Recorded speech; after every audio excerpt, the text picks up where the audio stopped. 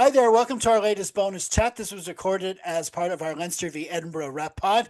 If you missed that, be sure to check it out on Apple, Spotify, and all the other usual places. I'm joined today by Tom Coleman, who was with us right before the season kicked off, and we're kind of using him as an overseer of sorts, checking in every so often to say how we're getting on. You were last with us after we beat Harlequins, and we've continued winning since. So, just before all eyes turn to the Six Nations, how do you think Leinster are doing? I think over the last point is the most important thing. Ever since the Munster game at Croke Park, we've now won 11 games in a row. And ultimately, that's the most important thing. We obviously had a difficult start to the season down in South Africa.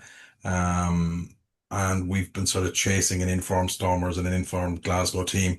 So to be this close to them after got the head start on us, I think we all would have bitten both hands off to get that. So I think that is the most important thing. Leinster have put themselves in a position to be what seems now at the moment to be get there at the pointy end of home games in both competitions. Obviously, we're looking at the possibility to go home, or definitely last 16, possibility to go home quarter final, and see where the semi final in the Heineken Cup takes us if we're there.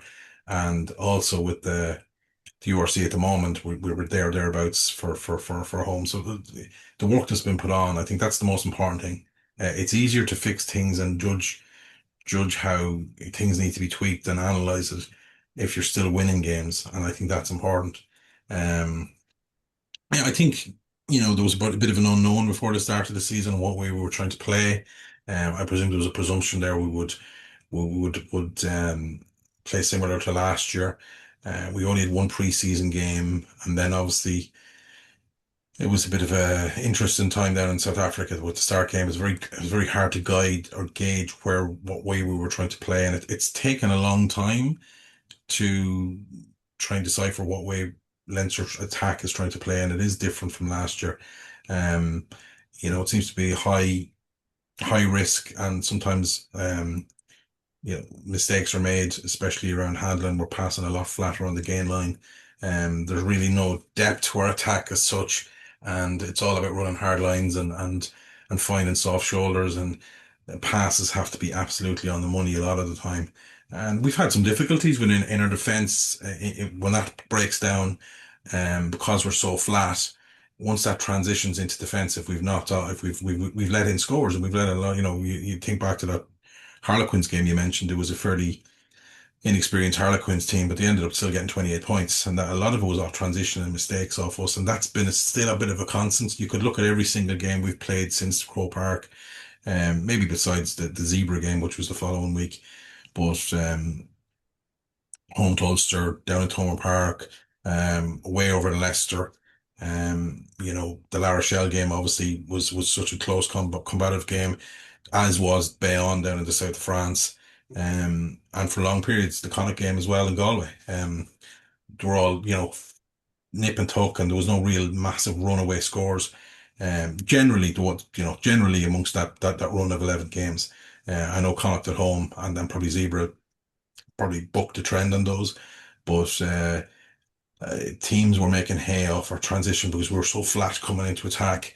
Once it fell apart, we were exposed, as we had to adjust to defence. That's not quite got there yet, but I think Leinster are scrambling quite a lot better. Uh,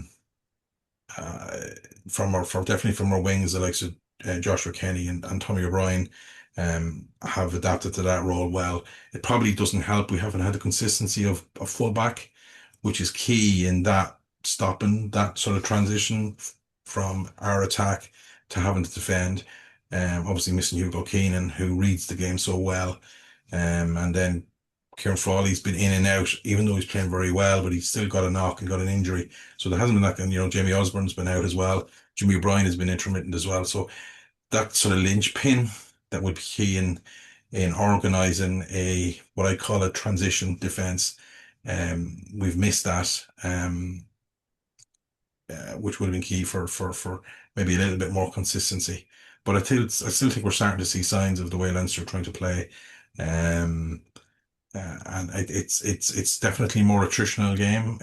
We tend to be relying a lot more on our fitness and outlasting teams. But I suppose the other side of it is we're getting slightly used to it today. Scoreline's been a bit closer as we've tried to adjust to this new attacking system. Um, I did mention the last thing I'd say. I'd mentioned at the start of the season, definitely the Harlequins game. That one of the hallmarks of Leinster Rugby as an organisation is you call it the Leinster way of being coached, and it's passed all the way down through the academy to the under 18s or club or schools, and down through the coaches in the provinces. So it gives a better chance for some, for example, some young guy from Athy or wherever coming up that he's playing at the Leinster way at under 16s, at under 18s, or whatever the case may be. So that seamlessness of able to, people also used to wonder, like, look at Leinster when they play a few years ago, guys would slot in and it's like there were 50 cap players to just, that's because they're playing the same way.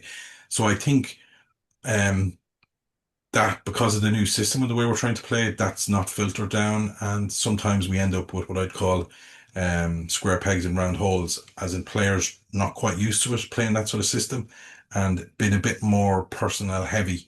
And we spoke about, Gibson Park's ability to find those flat passes, 15 meters, or Sam Prendergast been able to find a wider challenge with his kick passes or his flat passes. And sometimes that doesn't translate across when other personnel have to step up and they Yeah. just haven't got the skill set. So it's not as easier, for want of a better word, it's the Leinster way for years and years and years and years. This is a little harder to keep that consistency going, and that's why we're probably seeing a little bit of inconsistency in our performances as personnel have come in and out. The lines obviously in effect, autumn internationals, and now we're going into the Six Nations. I think when you fundamentally change the way you're playing, it's just consistency of selection and consistency of personnel. And um, given all those ingredients that we haven't had yet, and to still win 11 on the bounce, I think you have to think positive and think as we get more deep into the season and the players get used to this system, and there's a little bit more consistency in selection and consistency in personnel, that we'll start to see the fruits of what way they're trying to play.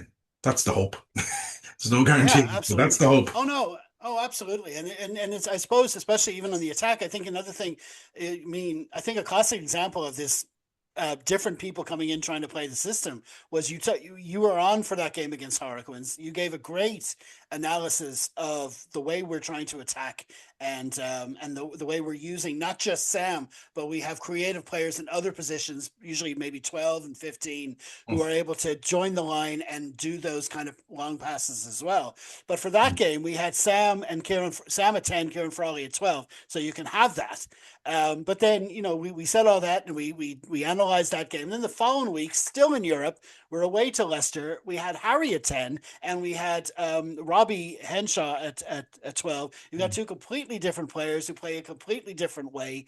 And that can be good, but that's where kind of the sequence started, where we're chasing games, but just thankfully we've been able to do it.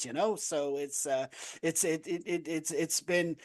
been hard to, you see, that's the way we want to play. That's the main kind of focus of the way we want to play. But in other situations and other matches, I think largely, as you say, because especially injuries at 15, I think we played about 100 different fullbacks this season so Mm. far.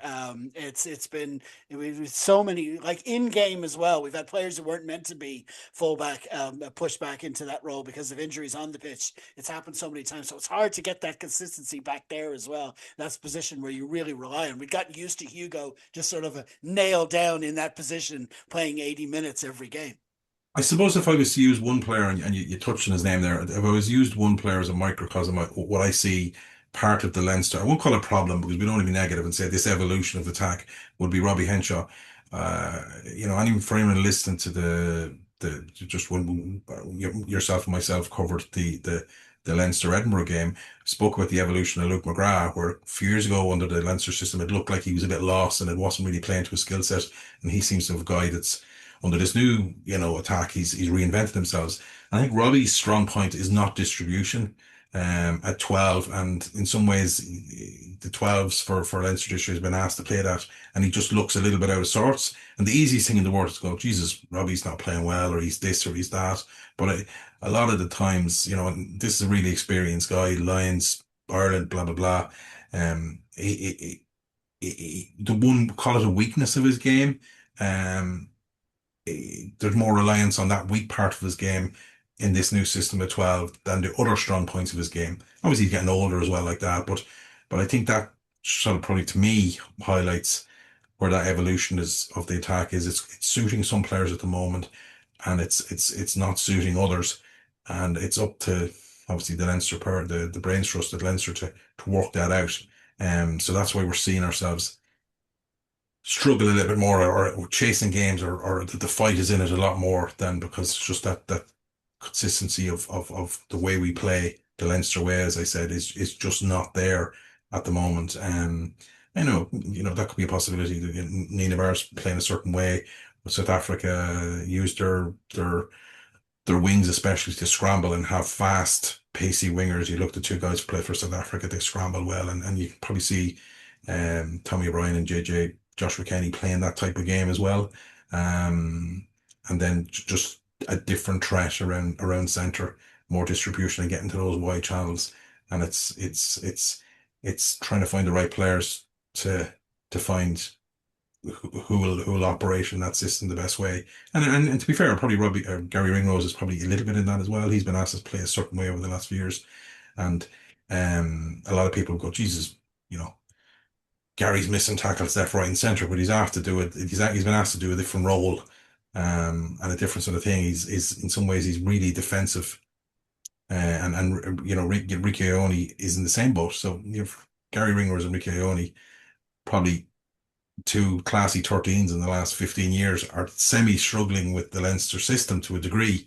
That to me says more about the system evolving than the quality or of those two players. But that's the challenge we have at the moment to make that click at the right Yeah. part of the season. Yeah, and I suppose we should, if we talk about so much about the attack. I mean, you touched on the defense there, but I think if you look at, I think those games against La Rochelle and Bayonne in January are sort of symptomatic. I mean, I've heard a lot of people say that we've had defensive lapses, and I think that if you looked at, I think La Rochelle got three tries, Bayonne got one, but if you actually looked at those individual tries, you'll say, oh, this guy missed a tackle. These guys are falling off tackles here and there. But I think over the 80 minutes, like even those three tries against La Rochelle, they were stretched out throughout the game. They had to really work to get those three tries, and each one took a long time. And Bayonne, it was definitely a bad read, and it was a Mm. break from halfway line. We don't like seeing that happening. Does not look great. But over the 80 minutes, that was the only try they got. So how like Nienaber is kind of nailed his colors to the mast about his defense, and that's kind of the bedrock of his team. How do you think that's happening this season? Yeah, it's not quite there, I think, yet. As I've said uh, throughout this chat here, I think the whole system of the way we're trying to attack is evolving, and it is affecting his defense. I think we're most vulnerable in defense when our attack breaks down. Uh, Once Leinster get into the opposition have the ball, I think our defense is very good. It's very rare that it'll take a lot of phases to break down Leinster if the opposition continuously get the ball. Where we've been really vulnerable this year is because we're playing a certain type of attack. And once that breaks down by, what looks like a pass going to the deck, or maybe just missing out a really flat runner, and it just breaks down with handling, it's that transition time when the Yeah, opposition go at us that we're a lot more vulnerable because we haven't the depth in our defense because we're so flat in attack. Um, and I think maybe consistency of our fullback will help that a lot. But that's when we're most vulnerable at the moment. I'm quite confident that, if an opposition have 60% of the ball, and so we're defending, you'll see how well the Nina Bar defense is doing. That multi-phase defense, aggressive, you know, especially when the likes of Joe McCarthy's playing and stuff, with somebody who can, make a hit and put them back 5 meters. And there was lots of incidents. But a lot of people could point out to the La Rochelle game going, La Rochelle could have scored more tries. Agreed. But there was lots of instances where they were driven back from our line as well by that aggressive defense as well. So it's that area where the attack has to click a lot more. and then the defense won't be so vulnerable. But it's the way we're playing in attack is causing that vulnerability in defense once we lose that ball in transition, because we're sort of playing a high risk, um, and once it breaks down, you're vulnerable to that sort of counter attack. So that's the challenge the team have, and obviously ultimately Leo Cullen and the coaching staff have for the rest of the season. It'll be interesting to see as we come across the better teams, maybe later in both competitions, how exposed or not that will be, Yeah. against better attacking teams. Yeah, absolutely. Well, I suppose yeah, it all stands to see how they do later in the season. But you can't, I suppose, you can't complain about 11 wins so far, and especially so many No. comebacks. Where we shown we've been able to, you know, make the changes necessary within the game. So hopefully that will stand to us later in the season as well. But I suppose that's all to be seen. But that's a great summary of the season so far. Okay, listen, thanks Tom. Many thanks for that. And well, if you, the viewer, have any thoughts on Leinster's season or anything else you'd like us to harp on in future, please leave your comments below. And sure, while you're at it, be sure to like, share, and subscribe as well.